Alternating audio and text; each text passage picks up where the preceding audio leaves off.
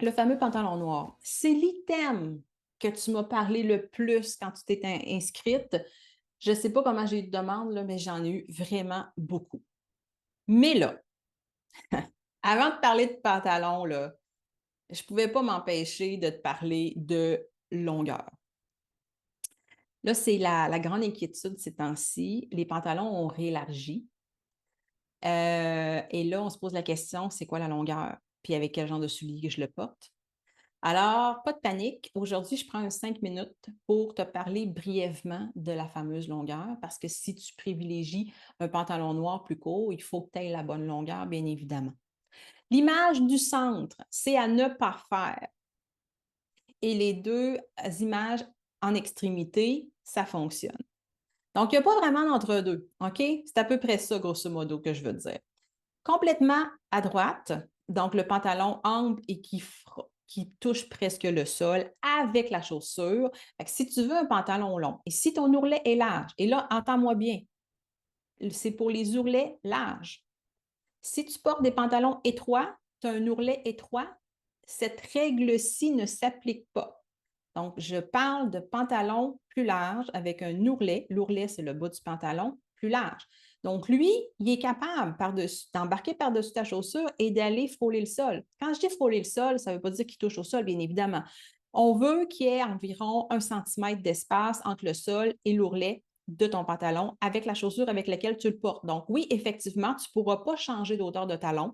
Il va falloir que tu choisisses quelle hauteur de talon tu prends avec ce pantalon-là et que tu restes avec cette hauteur-là.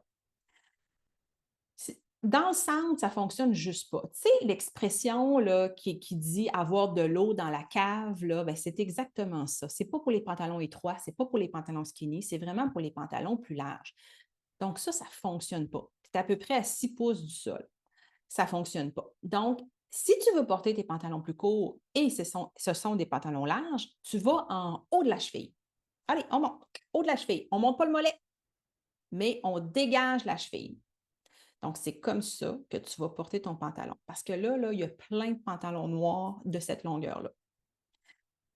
Est-ce que c'est un pantalon essentiel, un pantalon qui arrive au-dessus de la cheville?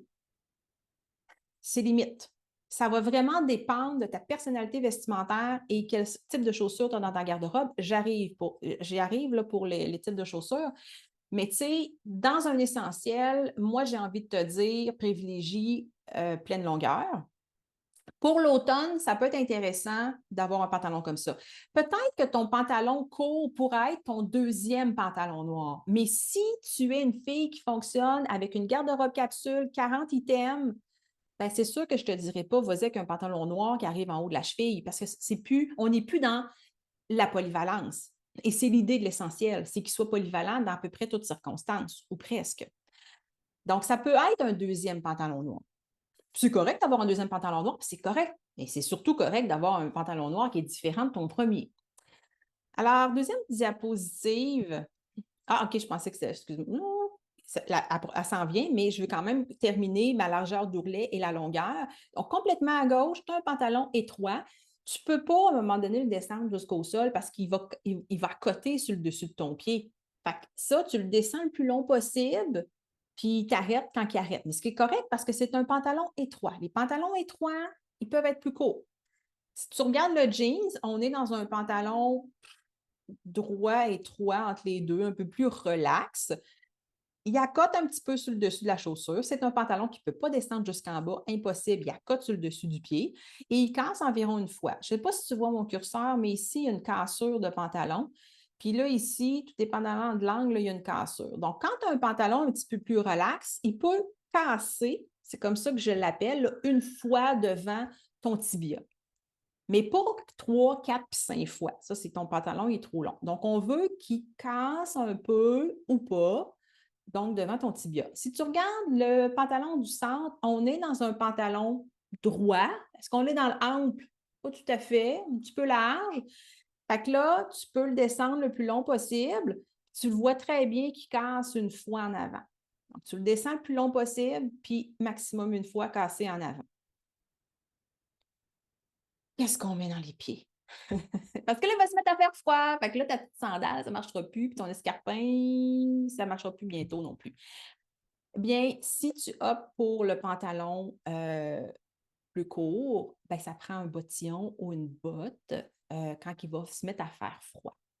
Et là, il y a des longueurs. OK? Tu vois, avec le X, c'est à ne pas faire. Donc, de voir la peau avec ton bottillon, c'est une erreur de style. Tu es mieux d'avoir un pantalon qui arrive soit vraiment vis-à-vis où ta botte finit ou un petit peu plus long.